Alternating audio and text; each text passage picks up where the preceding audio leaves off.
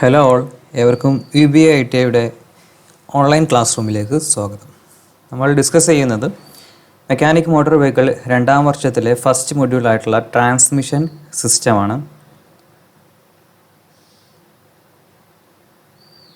Transmission system പരിചയപ്പെടുന്നതിന് മുന്നേ നമുക്ക് ആദ്യം ഹെവി വെഹിക്കിൾസ് എന്താണ് എന്നുള്ളത് മനസ്സിലാക്കാം. കഴിഞ്ഞ മൊഡ്യൂൾസിൽ നമ്മൾ ഡിസ്കസ് ചെയ്തത് ഡീസൽ എൻജിൻ, പെട്രോൾ എൻജിൻ, അതിൻ്റെ വർക്കിങ്ങും കാര്യങ്ങളൊക്കെ ആയിരുന്നു. ഇനി നമ്മൾ ഹെവി വെഹിക്കിളിൻ്റെ കേസിലേക്ക് വരുമ്പോൾ heavy vehicles commonly diesel engines ആണ് ഉപയോഗിക്കാറുള്ളത്. ഡീസൽ എൻജിനിൽ ഓടുന്ന 4500 കിലോഗ്രാമിന് മുകളിൽ വെയിറ്റ് വരുന്ന വാഹനങ്ങൾക്കാണ് നമ്മൾ ഹെവി വെഹിക്കിൾസ് എന്ന് പറയുന്നത്. Any road vehicles combination of road vehicles with a gross vehicle weight rating അഥവാ GVWR of 4500 kg or more is considered a heavy vehicle. 4500 കിലോഗ്രാമിന് മുകളിലേക്ക് ഗ്രോസ് വെഹിക്കിൾ വെയ്റ്റ് റേറ്റിംഗ് വരുന്ന ഏതൊരു റോഡ് വെഹിക്കിളിനും നമുക്ക് ഹെവി വെഹിക്കിൾസ് എന്ന് പേര് പറയാൻ സാധിക്കും. നമ്മൾ കാറിൻ്റെയൊക്കെ കേസിലെടുത്ത് നോക്കുകയാണെങ്കിൽ 1500 കിലോഗ്രാം അതിൻ്റെ ആ ഒരു റേഞ്ചിലായിട്ടാണ് കാറ് അതുപോലുള്ള ചെറിയ ലൈറ്റ് മോട്ടോർ വെഹിക്കിൾസ് എല്ലാം വരിക. അതിന് മുകളിലേക്ക് ഹെവി വെഹിക്കിൾസ് വരെ മീഡിയം മോട്ടോർ വെഹിക്കിൾസ് എന്ന് പറയും. അതിനും മുകളിലേക്കാണ് ഹെവി വെഹിക്കിൾസ് എന്നൊരു കാറ്റഗറി നമുക്ക് കാണാൻ സാധിക്കുക. Further, to classify that there are heavy commercial and heavy passenger vehicles on roads. Passenger vehicles given due importance to passenger safety, whereas commercial vehicles are built keeping the load and torque aspects. ഈ heavy വെഹിക്കിളിനെ തന്നെ നമുക്ക് വീണ്ടും രണ്ടായി തരംതിരിക്കാം. ഒന്ന് heavy commercial വെഹിക്കിളും മറ്റൊന്ന് heavy passenger വെഹിക്കിളും. ഇവിടെ ഹെവി കൊമേഴ്ഷ്യൽ വെഹിക്കിളും ഹെവി പാസഞ്ചർ വെഹിക്കിളും തമ്മിലുള്ള വ്യത്യാസം എന്ന് പറയുന്നത്, കൊമേഴ്ഷ്യൽ വെഹിക്കിൾ ആണെങ്കിൽ ചരക്ക് നീക്കത്തിന് വേണ്ടി ഉപയോഗിക്കുന്ന ഹെവി വെഹിക്കിൾസ് ആണ്. പാസഞ്ചർ വെഹിക്കിൾസ് ആണെങ്കിൽ യാത്രക്കാരെ കൊണ്ടുപോകാൻ വേണ്ടി ഉപയോഗിക്കുന്ന ഹെവി വെഹിക്കിൾസ് ആണ്. ഇങ്ങനെ രണ്ടായി നമുക്ക് ഹെവി വെഹിക്കിൾസിനെ തരംതിരിക്കാൻ സാധിക്കും. അതിൽ പാസഞ്ചർ ഹെവി വെഹിക്കിൾ ആണെങ്കിൽ അത് കൂടുതലായിട്ടും കോൺസെൻട്രേറ്റ് ചെയ്യുന്നത് പാസഞ്ചേഴ്സിൻ്റെ സേഫ്റ്റിയാണ്. ചരക്ക് നീക്കത്തിന് ഉപയോഗിക്കുന്ന ഹെവി കൊമേഴ്ഷ്യൽ വെഹിക്കിൾ ആണെങ്കിൽ അത് കൂടുതലായിട്ടും കോൺസെൻട്രേറ്റ് ചെയ്യുന്നത് ലോഡിലും അതുപോലെ ടോർക്കിലുമാണ്. എത്ര കണ്ട് ലോഡ് ഒരു വാഹനത്തിന് കൊണ്ടുപോകാൻ സാധിക്കും, അതുപോലെ എത്ര ലോഡിനെ താങ്ങി ടോർക്ക് വാഹനത്തിന് കൊടുക്കാൻ സാധിക്കും, ഇതൊക്കെയാണ് ഹെവി കൊമേഴ്ഷ്യൽ വെഹിക്കിളിനെ സംബന്ധിച്ചിടത്തോളം മെയിൻ സ്പെസിഫിക്കേഷനായിട്ട് നമുക്ക് പറയാൻ സാധിക്കുക. Being A life line of the economy, these vehicles are an integral part of the commercial activity of any country, and these vehicles are usually deployed in the long haul distance and in transportation of materials at the ports, as also in the extraction of natural resources like iron or coal etc. പ്രധാനമായിട്ടും ഒരു രാജ്യത്തെ സംബന്ധിച്ചിടത്തോളം വ്യാവസായിക മേഖലയിലെ ഏറ്റവും പ്രധാനപ്പെട്ട ഒരു കാര്യമാണ് ട്രാൻസ്പോർട്ടേഷൻ, അല്ലെങ്കിൽ ഒരു ചരക്ക് മറ്റൊരു സ്ഥലത്ത് നിന്ന് മറ്റൊരു ഭാഗത്തേക്ക് നീക്കുക എന്നുള്ളത്, ചരക്കു നീക്കം. ഒരു ഫാക്ടറിയിൽ ഉൽപ്പാദിപ്പിക്കപ്പെടുന്ന ഒരു പ്രൊഡക്റ്റ് അത് കസ്റ്റമേഴ്സിൻ്റെ ഇടയിലേക്ക് എത്തണമെന്നുണ്ടെങ്കിൽ അതിൻ്റെ ഇടയിൽ ട്രാൻസ്പോർട്ടേഷൻ ഒഴിച്ചുകൂടാനാവാത്ത ഒന്നാണ്. ഇന്ന് നമ്മുടെ കേരളം പോലത്തെ കൊച്ചു സംസ്ഥാനത്തിൽ നമ്മൾ ഭക്ഷണം കഴിക്കുന്നത് അരി ആഹാരമാണ്. നമുക്ക് അരി വരുന്നത് ആന്ധ്രാപ്രദേശിൽ നിന്നും മറ്റു അന്യ സംസ്ഥാനങ്ങളിൽ നിന്നും എല്ലാമാണ്. ഈ ആന്ധ്രാപ്രദേശിൽ നിന്നും നെല്ല് ഉൽപ്പാദിപ്പിച്ച് അരിയായി അതിൻ്റെ പ്രോസസ്സിംഗ് ഒക്കെ കഴിഞ്ഞ് കേരളത്തിലേക്ക് വരുത്താൻ വേണ്ടിയിട്ട് നമുക്കുള്ള മാർഗം, മെയിനായിട്ടുള്ള മാർഗങ്ങൾ ഒന്ന് റോഡ് ട്രാൻസ്പോർട്ടേഷൻ തന്നെയാണ്. ഇനി മറ്റുള്ള ട്രാൻസ്പോർട്ടേഷൻ മേഖലകളൊക്കെ നോക്കുകയാണെങ്കിൽ ഒന്ന് ജലഗതാഗതം, മറ്റൊന്ന് എയർവേസ്, വേറൊന്ന് റെയിൽവേ. ഈ മൂന്നിനും ചെയ്യാൻ പറ്റുന്നതിൽ കൂടുതൽ യഥാർത്ഥത്തിൽ ഒരു റോഡ് ട്രാൻസ്പോർട്ടേഷന് സാധിക്കും. കാരണം എന്തെന്ന് വെച്ച് കഴിഞ്ഞാൽ ഇതിനെല്ലാം സഞ്ചരിക്കാൻ ഒരു മാധ്യമം ആവശ്യമാണ്. ഇവിടെ റോഡ് ഉണ്ടായാലും ഇല്ലെങ്കിലും ഒരു റോഡിലൂടെ സഞ്ചരിക്കുന്ന വാഹനത്തിന് പോകാൻ സാധിക്കും. ഇവിടെ റോഡ് കൃത്യമായിട്ട് ഒരുക്കി വെച്ചിട്ടുള്ളൊരു സ്ഥലമാണെങ്കിലും, ഇനി അതല്ല മണ്ണിട്ട പാതയാണെങ്കിലും, ജലഗതാഗതത്തിനും എയർ ഗതാഗതത്തിനും അതുപോലെ റെയിൽ ഗതാഗതത്തിനും എത്തിപ്പെടാൻ സാധിക്കാത്ത വളരെ കുടുസായ ഏരിയകളിൽ വരെ റോഡ് ട്രാൻസ്പോർട്ടേഷനിലൂടെ നമുക്ക് ഹെവി കൊമേഴ്ഷ്യൽ വാഹനങ്ങൾ ഉപയോഗിച്ച് ചരക്ക് നീക്കങ്ങൾ സാധിക്കും. അപ്പോൾ ഒരു രാജ്യത്തെ സംബന്ധിച്ചിടത്തോളം അതിൻ്റെ മുക്കിലും മൂലയിലേക്കും ചരക്കുകൾ എത്തണമെന്നുണ്ടെങ്കിൽ റോഡ് ട്രാൻസ്പോർട്ടേഷൻ ഒരിക്കലും ഒഴിച്ചുകൂടാൻ പറ്റാത്ത ഒന്നാണ്. അതുപോലെ തന്നെ നമ്മുടെ എക്കണോമിയുമായി ബന്ധപ്പെട്ട് ഹെവി കൊമേഴ്ഷ്യൽ വെഹിക്കിളിന് വളരെയധികം പ്രാധാന്യമുള്ളതായിട്ട് കണക്കാക്കാൻ സാധിക്കും. Major components of heavy vehicles and their purposes. ഒരു ഹെവി വെഹിക്കിളിൻ്റെ മേജർ കമ്പോണൻറ്റും പിന്നെ അതിൻ്റെ പർപ്പസസും എന്തൊക്കെയാണെന്നുള്ളതാണ് നമ്മൾ ഇനി ഡിസ്കസ് ചെയ്യാൻ പോകുന്നത്. അതിലൊന്നാമത്തത് സ്വാഭാവികമായിട്ടും എൻജിൻ. ഒരു വാഹനത്തിൻ്റെ പവർ പാക്ക് എന്ന് നമുക്ക് വിളിക്കാവുന്നതാണ് ഒരു വാഹനത്തിൻ്റെ എൻജിൻ എന്ന് പറയുന്നത്.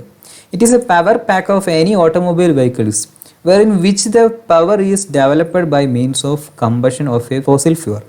ഫോസിൽ ഫ്യൂവലിൽ നിന്നും ഉൽപ്പാദിപ്പിക്കപ്പെടുന്ന ഡീസൽ ഫ്യൂവലോ പെട്രോൾ ഫ്യൂവലോ ഉപയോഗിച്ച് ഒരു ഓട്ടോമൊബൈലിൻ്റെ എൻജിൻ വർക്ക് ചെയ്യുന്നു. ഈ എൻജിനാണ് ഓട്ടോമൊബൈൽ അതിനെ മൂവ് ചെയ്യിക്കാനുള്ള പവർ പ്രൊഡ്യൂസ് ചെയ്യുന്നത്. കമ്പഷൻ മൂലം ഇതുപോലുള്ള ഓട്ടോമൊബൈൽ എൻജിൻസ് വർക്ക് ചെയ്യുന്നത് കൊണ്ടാണ് നമുക്ക് വാഹനങ്ങൾ ഈസി ആയിട്ട് റോഡിലൂടെ ഓടിക്കാൻ സാധിക്കുന്നത്. അപ്പോൾ അതിൻ്റെ പവർ പാക്ക് എന്ന് നമുക്ക് എൻജിനെ വിളിക്കാൻ പറ്റും. In heavy vehicles the major fuel is high speed diesel oil. Heavy വെഹിക്കിൾസിലാണെങ്കിൽ സാധാരണ ഉപയോഗിക്കാറുള്ളത് ഹൈ സ്പീഡ് ഡീസൽ ഓയിലാണ്, അല്ലെങ്കിൽ നമുക്കതിനെ ഡീസൽ എന്ന് ചുരുക്കി പറയാം. Simply we can say diesel. Almost all the engines are now A days internal combustion engines. അതുപോലെ തന്നെ ഇന്ന് ഉപയോഗിക്കുന്ന എല്ലാ വാഹനങ്ങളിലും ഉപയോഗിക്കുന്ന എൻജിനുകളും ഇന്റേണൽ കമ്പഷൻ എൻജിൻസ് ആണ്. Few decades ago the external combustion engines were also exist in practice. The engines are capable of propel larger loads with considerable speed. കുറച്ച് ദശാബ്ദങ്ങൾക്ക് മുന്നേ നമ്മൾ ചരക്ക് നീക്കത്തിന് വേണ്ടി ഉപയോഗിച്ചുകൊണ്ടിരുന്നത് എക്സ്റ്റേണൽ കമ്പഷൻ എൻജിൻസ് ആയിരുന്നു, അഥവാ സ്റ്റീം എൻജിൻസ് ഉപയോഗിച്ചുള്ള ലോക്കോമോട്ടീവ്സ്. അന്ന് ആവി യന്ത്രങ്ങൾ, ആവി എൻജിൻ ഉപയോഗിച്ച് കൊണ്ട് ഓടിക്കൊണ്ടിരുന്ന ട്രെയിനും കാര്യങ്ങളെല്ലാം. ചരക്ക് നീക്കത്തിന് വേണ്ടി ഉപയോഗിച്ചുകൊണ്ടിരുന്നത് പ്രധാനമായിട്ടും റെയിൽ മാർഗമായിരുന്നു. കരയിലൂടെയുള്ള ചരക്ക് നീക്കം. കടലിലൂടെയുള്ളതാകുമ്പോൾ നമുക്ക് കപ്പൽ മുഖേന അത് നീക്കം ചെയ്യാൻ പറ്റും. പക്ഷേ കരയിലൂടെയുള്ള ചരക്കു നീക്കം പ്രധാനമായിട്ടും നമ്മൾ കോൺസെൻട്രേറ്റ് ചെയ്തുകൊണ്ടിരുന്നത് എക്സ്റ്റേണൽ കമ്പഷൻ എൻജിൻസ് ഉപയോഗിച്ചുള്ള ലോക്കോമോട്ടീവ്സ്, ട്രെയിൻസ് ഒക്കെ ഉപയോഗിച്ചുകൊണ്ടുള്ള ഒരു ചരക്ക് നീക്കമായിരുന്നു. എന്നാൽ ഇപ്പോൾ ഈ അടുത്ത കാലഘട്ടത്തിൽ നമ്മൾ അതിൽ നിന്നെല്ലാം മാറി എല്ലാം ട്രെയിൻ അതുപോലെ തന്നെ ഹെവി വെഹിക്കിൾസ് എല്ലാം ഇൻറ്റേർണൽ കമ്പഷൻ എൻജിനിലേക്ക് വരികയും അതുപോലെ തന്നെ ഹെവി വെഹിക്കിൾസ് ഉപയോഗിച്ച് രാജ്യത്തിൻ്റെ എല്ലാ ഭാഗങ്ങളിലേക്കുമുള്ള ചരക്ക് നീക്കം വളരെ സുഗമമായി നടത്താനും നമ്മളെ കൊണ്ട് സാധിച്ചിട്ടുണ്ട്. So that the constructions are heavier were compare with the passenger cars and other utility vehicles. അപ്പോൾ ഒരു ഹെവി വെഹിക്കിൾസിൻ്റെ കൺസ്ട്രക്ഷൻ എന്ന് പറയുന്നത് സാധാരണ നമ്മൾ ഉപയോഗിക്കുന്ന പാസഞ്ചർ കാറിനേക്കാളും അല്ലെങ്കിൽ SUV സ്പോർട്സ് യൂട്ടിലിറ്റി വെഹിക്കിൾസിനേക്കാളും ഒക്കെ കുറച്ചും കൂടി ഹെവിയർ ആയിരിക്കും ഇതുപോലുള്ള ഹെവി വെഹിക്കിൾസ് എന്ന് പറയുന്നത്. Okay, clear. Present days popular engines are as under. നമുക്ക് നിലവിലത്തെ സാഹചര്യത്തിൽ എൻജിൻസിനെ ഒന്ന് ക്ലാസിഫൈ ചെയ്യാം. അതിൽ ഒന്നാമത്തെ കാറ്റഗറിയാണ് NA engines, natural aspirated engines. Natural aspirated എന്ന് വെച്ച് കഴിഞ്ഞാൽ പ്രകൃതിദത്തമായിട്ട് ആസ്പിറേറ്റ് ചെയ്യുന്ന എൻജിൻസ്. നമുക്കറിയാം എൻജിൻ്റെ വർക്കിംഗ് എന്ന് പറയുന്നത് ഡീസൽ എൻജിൻ ആണെങ്കിൽ എയർ എൻജിൻ്റെ ഉള്ളിലേക്ക് വലിച്ചെടുത്ത് ഡീസലും എയറും കൂടി മിക്സ് ചെയ്തിട്ട് അവിടെ കമ്പഷൻ നടന്നിട്ടാണ് നമുക്ക് വാഹനം മൂവ് ചെയ്യാൻ ആവശ്യമായിട്ടുള്ള പവർ പ്രൊഡ്യൂസ് ചെയ്യുന്നത്. നാച്ചുറൽ ആസ്പിറേറ്റഡ് എൻജിൻസ് ആണെങ്കിൽ മറ്റൊരു എക്യുപ്മെൻറ്റ്സിൻ്റെയും സഹായം കൂടാതെ തന്നെ എൻജിൻ വർക്ക് ചെയ്യുന്നതിനോടൊപ്പം നാച്ചുറലായി എയറിനെ എൻജിൻ്റെ അകത്തേക്ക് വലിച്ചെടുത്ത് എൻജിൻ വർക്ക് ചെയ്യുന്നതിനെയാണ് നാച്ചുറൽ ആസ്പിറേറ്റഡ് എൻജിൻസ് എന്ന് പറയുന്നത്. അപ്പോൾ നാച്ചുറൽ അല്ലാത്ത ആസ്പിറേറ്റഡ് എൻജിൻസ് എന്ന് പറയുന്നത് എന്തായിരിക്കും? അതെ, ടെർബോജ് എൻജിൻസ് ആണ് നാച്ചുറൽ അല്ലാത്ത ആസ്പിറേറ്റഡ് എൻജിൻസ് എന്ന് പറയുന്നത്. ടെർബോ ചാർജറിൻ്റെ സഹായത്തോടു കൂടി എൻജിൻ പുറത്തു നിന്നും എയറിനെ വലിച്ചെടുത്ത് വർക്ക് ചെയ്യുന്നതിനെയാണ് ടെർബോ ചാർജഡ് എൻജിൻസ് എന്ന് പറയുന്നത്. ടെർബോ ചാർജർ കഴിഞ്ഞ മൊഡ്യൂൾസിൽ നമ്മൾ ഡിസ്കസ് ചെയ്തതാണ്. കഴിഞ്ഞ വർഷം നമ്മൾ ഡിസ്കസ് ചെയ്ത ചാപ്റ്റർ ആയിരുന്നു ടെർബോ ചാർജറും അതേപോലെ സൂപ്പർ ചാർജറും. മറ്റൊരു ക്ലാസിഫിക്കേഷനാണ് TC/AC engines, Turbo charged after cooled engines. TC എൻജിൻസിൽ നിന്നും ഇതിനെ വ്യത്യാസപ്പെടുത്തുന്നത് ഇവിടെ ടെർബോ ചാർജ് ചെയ്യുന്നത് എൻജിൻ കൂളായിരിക്കുന്ന സമയത്ത് മാത്രമാണ്. മറ്റേത് ഫുൾ ടൈമും ടെർബോ ചാർജിങ് വർക്ക് ചെയ്യുന്നുള്ളൂ. വർക്ക് ചെയ്യുന്നുണ്ട്. പക്ഷേ ഇവിടെ എൻജിൻ കൂൾഡ് ആയിട്ടുള്ള സമയത്ത് മാത്രം ടർബോ ചാർജിങ് വർക്ക് ചെയ്യുന്ന TCAC എൻജിൻസും ഇന്ന് നിലവിലുണ്ട്. അതുപോലെ തന്നെ മറ്റൊരു ക്ലാസിഫിക്കേഷനാണ് CRDI engines, common rail diesel injection engines. ഇവിടെ സിലിണ്ടറിൻ്റെ അകത്തേക്കുള്ള ഡീസലിൻ്റെ പ്രവേശനം ഇഞ്ചക്ഷൻ മൂലമാണ്. പക്ഷേ ഫ്യൂവൽ സപ്ലൈ ചെയ്യുന്നത് ഒരു കോമൺ റെയിലിലേക്കാണ്. അതാണ് CRDI എൻജിൻ്റെ വ്യത്യാസം. ഈ കോമൺ റെയിലിൽ നിന്നും പ്രത്യേകം ട്യൂബുകൾ മുഖേന ഇഞ്ചക്ടറിലൂടെ സിലിണ്ടറിൻ്റെ ഉള്ളിലേക്ക് ഫ്യൂവലിനെ സ്പ്രേ ചെയ്യിക്കുന്ന ഒരു സംവിധാനമാണ് CRDI എൻജിൻസ് എന്ന് പറയുന്നത്. നിലവിൽ ഉപയോഗിക്കുന്ന ഒട്ടുമിക്ക ഹെവി വെഹിക്കിൾസിലും CRDI എൻജിൻസ് ആണ് ഉപയോഗിച്ചുകൊണ്ടിരിക്കുന്നത്. രണ്ടാമത്തെ ഒരു കമ്പോണൻ്റ് എന്ന് നമുക്ക് പറയാൻ പറ്റുന്നതാണ് പവർ ട്രെയിൻസ് എന്ന് പറയുന്നത്. ഇതൊരു കമ്പോണൻ്റ് അല്ല, ഒരു ഒന്നിൽ കൂടുതൽ കമ്പോണൻസിൻ്റെ ഒരു കൂട്ടായ്മയാണ് നമുക്ക് പവർ ട്രെയിൻസ് എന്ന് പറയാൻ സാധിക്കാം. Power trains are arranged in a such a way that the transmission is conducted smoothly from engines to wheels. എൻജിനിൽ ഉൽപ്പാദിപ്പിക്കപ്പെടുന്ന ആ ഒരു പവറിനെ വീലിലേക്ക് എത്തിക്കുന്നതിൻ്റെ ഇടയിൽ പ്രവർത്തിക്കുന്ന കമ്പോണൻസ് എന്തൊക്കെയുണ്ടോ ഇതൊക്കെ ഉൾപ്പെട്ടതാണ് പവർ ട്രെയിൻസ് എന്ന് പറയുന്നത്. അപ്പോൾ അതിൻ്റെ ഇടയിൽ എന്തൊക്കെ വരും? വേറിൻ which we have various types of clutches, അവിടെ പല ടൈപ്പ് ക്ലച്ചുകൾ വരുന്നുണ്ട്. Various types of gear boxes, propeller shaft, differentials and final drive and axles. ഇത്രയും അടങ്ങിയ ആ ഒരു കമ്പോണൻസിൻ്റെ കൂട്ടായ്മയാണ് നമുക്ക് പവർ ട്രെയിൻസ് എന്ന് പറയാൻ സാധിക്കാം. In an axle there are single, double and multi axles are fitted to serve various purpose. അതുപോലെ തന്നെ ആക്സിലിൽ വീണ്ടും കാറ്റഗറൈസേഷൻ വരികയാണ്. അവിടെ നമുക്ക് സിംഗിൾ ആക്സിൽ വെഹിക്കിൾസ് കാണാൻ പറ്റും, ഡബിൾ ആക്സിൽ വെഹിക്കിൾസ് കാണാൻ പറ്റും, മൾട്ടി ആക്സിൽ വെഹിക്കിൾസ് കാണാൻ പറ്റും. നമ്മളിപ്പോൾ സ്ഥിരമായിട്ട് കണ്ടുകൊണ്ടിരിക്കുന്ന റോഡുകളിൽ സ്ഥിരമായിട്ട് നമുക്ക് കാണാൻ സാധിക്കുന്ന ഭാരത് ബെൻസിൻ്റെയൊക്കെ ടോറസ് ട്രക്കുകൾ, അതേപോലെ മാൻ്റെയൊക്കെ വലിയ ട്രാൻസ്ഫോമർ ഒക്കെ കൊണ്ടുപോകുന്ന വാഹനങ്ങളൊക്കെ നമ്മൾ കണ്ടിട്ടുണ്ടാകും. ഇതൊക്കെ മൾട്ടി ആക്സിൽ വാഹനങ്ങളാണ്. വോൾവോൻ്റെയൊക്കെ പാസഞ്ചർ ഹെവി വെഹിക്കിൾ ആയിട്ടുള്ള വോൾവോൻ്റെ അല്ലെങ്കിൽ സ്കാനിയ ബസ്സുകളൊക്കെ നമുക്ക് ബാക്കിൽ 2 ആക്സിൽ കാണാൻ പറ്റും. ഇതൊക്കെ മൾട്ടി ആക്സിലിൻ്റെ ഗണത്തിൽ നമുക്ക് പെടുത്താൻ സാധിക്കുന്നതാണ്. ഇതൊക്കെയാണ് ആക്സിലിൽ വരുന്ന കാറ്റഗറൈസേഷൻ. മൂന്നാമതായിട്ട് നമുക്ക് ഒരു ഹെവി വെഹിക്കിൾസിൻ്റെ കമ്പോണൻ്റായിട്ട് പറയാൻ പറ്റുന്നത് കൺട്രോൾ സിസ്റ്റംസ് ആണ്.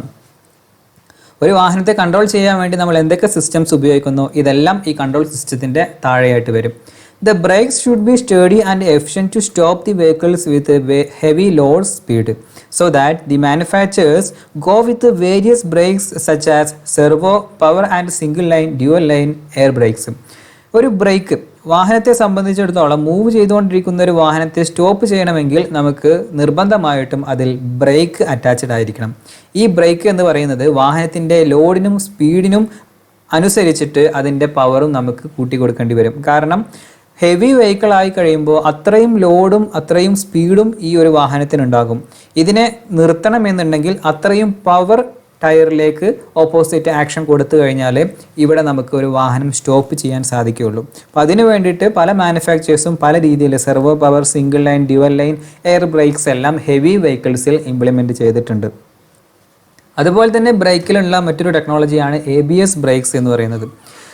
ആൻറ്റി ലോക്ക് ബ്രേക്കിംഗ് സിസ്റ്റമാണ് ABS എന്ന് പറയുന്നത്, which prevent skidding of vehicles. വാഹനം ഒരു നനഞ്ഞ പ്രതലത്തിലൂടെ മൂവ് ചെയ്യുന്ന സമയത്ത് സ്കിഡ് ചെയ്യുന്നതിനെ പ്രിവെൻറ്റ് ചെയ്യും ഇതേപോലുള്ള ABS ടെക്നോളജീസ്.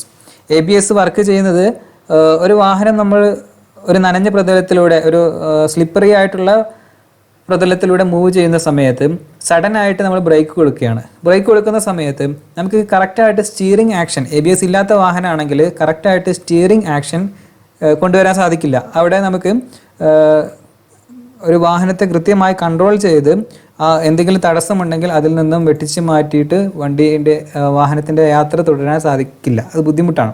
പക്ഷേ ABS ഇംപ്ലിമെൻറ്റ് ചെയ്തിട്ടുള്ളൊരു വാഹനമാണെങ്കിൽ നമുക്ക് ഈസി ആയിട്ട് അതിൻ്റെ സ്റ്റിയറിംഗ് വീല് കൺട്രോൾ ചെയ്യാൻ സാധിക്കും എന്നുള്ളതാണ്. ഇവിടെ ABS വർക്ക് ചെയ്യുന്നത് ഒരു സെക്കൻഡിൽ 15-ൽ കൂടുതൽ തവണ ബ്രേക്ക് പിടിച്ചു വിട്ടിട്ടാണ് ABS സിസ്റ്റം വർക്ക് ചെയ്യുന്നത്. നമുക്ക് ഈസി സ്റ്റിയറിംഗ് കൺട്രോൾ ചെയ്യാൻ സാധിക്കുന്നത്. The steering system is A group of parts that transmit the movement of the steering wheel to the front wheel and sometimes the rear wheels.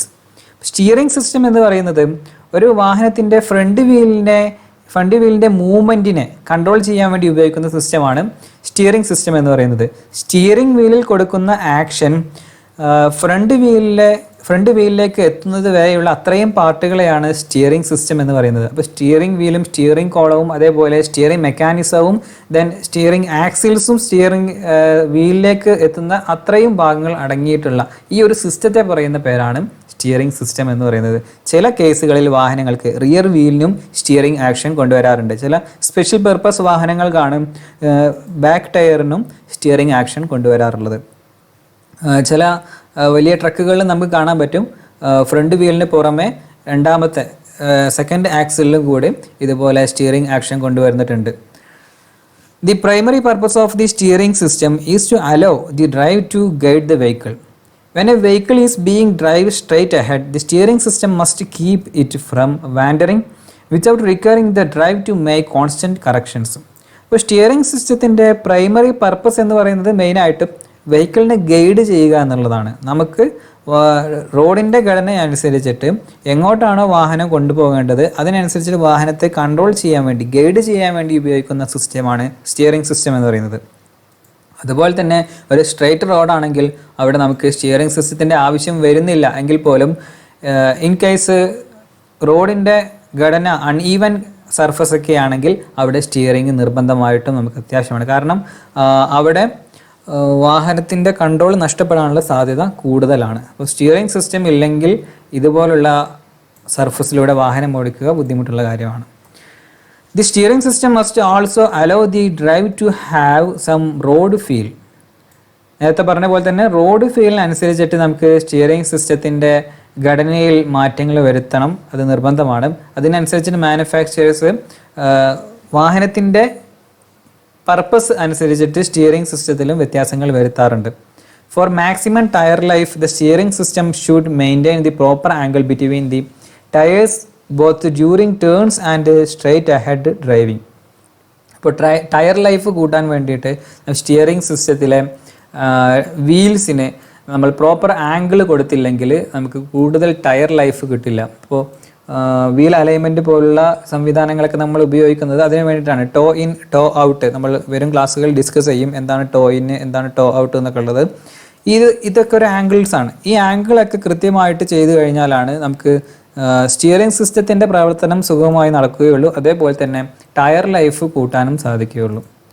The drive should be able to turn the vehicle with less effort with proper control. Power steering provide this facility. ഇനി ഒരു steering സിസ്റ്റത്തിൽ steering wheel നമ്മൾ വളരെയധികം ബുദ്ധിമുട്ടോട് കൂടിയായിട്ടായിരിക്കും ഉപയോഗിക്കുക, പ്രത്യേകിച്ചും heavy വെഹിക്കിൾസിൻ്റെ കാര്യത്തിൽ. ഇങ്ങനെയുള്ള പ്രശ്നം ഒഴിവാക്കാൻ വേണ്ടി ഇപ്പോൾ ഒന്നിൽ കൂടുതൽ ആക്സിലുള്ള വെഹിക്കിൾസ് ഒക്കെ ആണെങ്കിൽ സ്റ്റിയറിംഗ് ഉപയോഗിക്കുക എന്ന് പറയുന്നത് വളരെ ബുദ്ധിമുട്ടുള്ള കാര്യമാണ്. അവിടെ നമ്മളെ സഹായിക്കാൻ വേണ്ടിയിട്ട് വരുന്ന ഒരു ടെക്നോളജിയാണ് പവർ സ്റ്റിയറിംഗ് എന്ന് പറയുന്നത്. പവർ സ്റ്റിയറിംഗ് നമ്മൾ കഴിഞ്ഞ വർഷം പഠിച്ചതാണ്. അത് 3 ടൈപ്പിൽ വർക്ക് ചെയ്യും. ഹൈഡ്രോളിക് ആയിട്ട് വർക്ക് ചെയ്യുന്നുണ്ട്, അതുപോലെ ന്യൂമാറ്റിക് ആയിട്ട് വർക്ക് ചെയ്യുന്നുണ്ട്, ഇലക്ട്രോണിക്കലി കൺട്രോൾഡ് പവർ സ്റ്റിയറിംഗ്സ് ഉണ്ട്. അപ്പോൾ അതിനുള്ള ആ ബുദ്ധിമുട്ട് ഒഴിവാക്കാൻ വേണ്ടി സ്റ്റിയറിംഗ് ആക്ഷൻ വളരെ സിമ്പിളായിട്ട് ഡ്രൈവർക്ക് ആ ഡ്രൈവിങ്ങിൻ്റെ ബുദ്ധിമുട്ട് കുറയ്ക്കാൻ വേണ്ടിയിട്ട് ഉപയോഗിക്കുന്ന ഒരു ടെക്നോളജിയാണ് പവർ സ്റ്റിയറിംഗ് ടെക്നോളജി എന്ന് പറയുന്നത്. അപ്പോൾ സ്റ്റിയറിംഗ് സിസ്റ്റത്തിലുള്ള മറ്റൊരു ടെക്നോളജിയാണിത് പവർ സ്റ്റിയറിംഗ് ടെക്നോളജി. 4ാമത്തെ ഒരു കമ്പോണൻ്റ് ആണ് ചേസിസ് ആൻഡ് ഫ്രെയിംസ് എന്ന് പറയുന്നത്. A vehicle frame or chassis is the main structural element of a motor vehicle to which all other components are fastened. അപ്പോൾ frame or chassis എന്ന് പറയുന്നത് വാഹനത്തിൻ്റെ main structural element ആണ്. ഈ എലമെൻറ്റിലാണ് വാഹനത്തിൻ്റെ എല്ലാ കമ്പോണൻസും നമ്മൾ ഫാസ്റ്റൻഡ് ചെയ്ത് വെക്കുന്നത് അല്ലെങ്കിൽ ബോൾട്ട് ചെയ്ത് വെക്കുന്നത്. അതുപോലെ തന്നെ വാഹനത്തിൻ്റെ മൂവ്മെൻറ്റ് സ്മൂത്ത്ലി ആക്കാനും ഈ ഒരു ചേസിസ് സഹായിക്കും. Also it has to deal with static and dynamic loads without undue deflection or distortion. ഡിഫ്ലക്ഷനിൽ നിന്നും ഡിസ്റ്റോർഷനിൽ നിന്നും വാഹനത്തെ വളരെ ഈസി ആയിട്ട് മൂവ് ചെയ്യിക്കാൻ വേണ്ടി, അതുപോലെ തന്നെ സ്റ്റാറ്റിക് ആയിട്ടുള്ളതും ഡൈനാമിക് ആയിട്ടുള്ള ലോഡ്സും ഒക്കെ ആയിട്ട് ഡീൽ ചെയ്യാൻ വേണ്ടിയിട്ടും നമുക്ക് ചേസിസിൻ്റെ ഹെൽപ്പ് തേടാം. These include weight of the body, passengers and cargo loads. അപ്പോൾ ഈ ഒരു ചേസിസ് താങ്ങുന്നത് വാഹനത്തിൻ്റെ ബോഡിയുടെ വെയ്റ്റും അതുപോലെ പാസഞ്ചേഴ്സിനെയും കാർഗോ ലോഡ്സും ഒക്കെയാണ്. Vertical and torsional twisting transmitted by going over uneven surfaces. ഒരു അണീവൻ സർഫസിലൂടെ മൂവ് ചെയ്യുന്ന വാഹനമാണെങ്കിൽ അവിടെ വെർട്ടിക്കലായിട്ടും അല്ലെങ്കിൽ ടോർഷണൽ ട്വിസ്റ്റിംഗ് ഒക്കെ ഉണ്ടാവാനുള്ള സാധ്യതയുണ്ട്. ഇതിനെയൊക്കെ കവർ ചെയ്യാൻ വേണ്ടി നമ്മളെ ചേസിസ് സഹായിക്കും. Transfers lateral forces caused by road conditions, side wind and steering the vehicle. അതേപോലെ തന്നെ ചേസിസിൻ്റെ ഘടനയിലെ രൂപമാറ്റം അതൊക്കെ നമുക്ക് വാഹനത്തിൻ്റെ മൂവ്മെൻറ്റിനെ എളുപ്പമാക്കും. ഉദാഹരണത്തിന് ഇപ്പോൾ ഒരു കാറിൻ്റെ ഡിസൈനും ബസ്സിൻ്റെ ഡിസൈനും വ്യത്യാസമുണ്ട്. ഇപ്പോൾ ബുള്ളറ്റ് ട്രെയിനിൻ്റെ ഡിസൈൻ അല്ല ബസ്സിന് കൊടുത്തിട്ടുള്ളത്. ഇപ്പോൾ ഓരോ വാഹനത്തിൻ്റെയും സ്പീഡിനനുസരിച്ചിട്ടുള്ള ഡിസൈനാണ് അതിൻ്റെ ബോഡിക്ക് സാധാരണ കൊടുക്കാറുള്ളത്. അപ്പോൾ ട്രാൻസ്ഫേഴ്സ് ലാറ്ററൽ ഫോഴ്സ്, ഒരു വാഹനം മൂവ് ചെയ്യുന്ന സമയത്ത് അവിടെ ട്രാൻസ്ഫേഴ്സ് ആയിട്ട് ലാറ്ററൽ ഫോഴ്സ് വരും, അതുപോലെ തന്നെ സൈഡ് വിൻഡ് വരും, ദെൻ സ്റ്റിയറിംഗ് കൊടുക്കുന്ന സമയത്ത് അതിൻ്റേതായിട്ടുള്ള ഫോഴ്സും വരും. അപ്പോൾ ഈ ഫോഴ്സിനെയൊക്കെ ഒപ്പോസ് ചെയ്തിട്ട് വാഹനത്തിന് ഈസി ആയിട്ട് മുന്നോട്ട് കുതിക്കാൻ വേണ്ടി ചേസിസിനും അതേപോലെ ബോഡിക്കുമൊക്കെ പ്രത്യേകം ഡിസൈനിങ് കൊടുക്കാറുണ്ട്. അപ്പോൾ ഇതൊക്കെ ചേസിസും ഫ്രെയിംസുമായി ബന്ധപ്പെട്ടുള്ള കാര്യങ്ങളാണ്. Torque from the engine and transmission, എൻജിനിൽ നിന്നും വരുന്ന ടോർക്ക് അത് ട്രാൻസ്മിറ്റ് ചെയ്ത് മറ്റുള്ള ഭാഗങ്ങളിലേക്ക് എത്തിക്കുന്നതിലും ചേസിസ് ഒരു പങ്ക് വഹിക്കുന്നുണ്ട്. Longitudinal tensile forces from starting and acceleration as well as compression from braking. ഇപ്പോൾ ഒരു വാഹനം സ്റ്റാർട്ടിങ്ങിൻ്റെ സമയത്ത് അവിടെ ആ വാഹനത്തിൻ്റെ ബോഡിയിൽ അനുഭവപ്പെടുക എന്ന് പറയുന്നത് ലോഞ്ചിറ്റ്യൂഡിനൽ ടെൻസൈൽ ഫോഴ്സ് ആണ്. എന്ന് വെച്ച് കഴിഞ്ഞാൽ അതിൻ്റെ രണ്ട് സൈഡിലേക്കും ഒരു വലിവാണ് അനുഭവപ്പെടുന്നത്. ഈ വലിവിനെ കൺട്രോൾ ചെയ്യിക്കാനും അല്ലെങ്കിൽ ആക്സിലറേഷൻ സംഭവിക്കുന്ന സമയത്തും ഒരു വാഹനത്തിൻ്റെ മുന്നിലേക്ക് കുതിക്കുന്ന സമയത്ത് അതിൻ്റെ രണ്ട് ഭാഗങ്ങളിലേക്കും മുന്നിൽ നിന്നും ബാക്കിൽ നിന്നും ഒരു ടെൻസൈൽ ഫോഴ്സ് ആണ് അതിലേക്ക് അപ്ലൈ ചെയ്യപ്പെടുന്നത്. അതുപോലെ തന്നെ വാഹനം ബ്രേക്ക് ചെയ്യുന്ന സമയത്ത് രണ്ട് ഭാഗത്തു നിന്നും ഒരു കംപ്രഷൻ ഫോഴ്സ് ആണ് ഇതിലേക്ക് അപ്ലൈ ചെയ്യപ്പെടുന്നത്. ഇതെല്ലാം താങ്ങുന്നത് വാഹനത്തിൻ്റെ ഫ്രെയിമാണ് അല്ലെങ്കിൽ ചേസിസ് ആണ്. അതേപോലെ സഡൻ ഇമ്പാക്ട്സ് ഫ്രം കൊളീഷൻസ്, വാഹനം എവിടെയെങ്കിലും കൊളീഷൻ ഇടിക്കുന്ന സമയത്തുള്ള ഇമ്പാക്ട്സുകളിൽ നിന്നും വാഹനത്തെ സംരക്ഷിക്കുന്നത് ചേസിസ് ആണ്. അതുപോലെ ചേസിസിനെ നമുക്ക് രണ്ടായിട്ട് തരംതിരിക്കാനും സാധിക്കും. C frames and box frames. ഇങ്ങനെ രണ്ട് ടൈപ്പ് ചേസിസുകളും സാധാരണ വാഹനങ്ങളിൽ ഉപയോഗിക്കാറുണ്ട്. ഇത്രയുമാണ് ഇന്നത്തെ ക്ലാസ്സിൽ നമ്മൾ ഡിസ്കസ് ചെയ്യാൻ വേണ്ടിയിട്ട് ഉദ്ദേശിച്ചിട്ടുള്ളത്. Okay, thank you.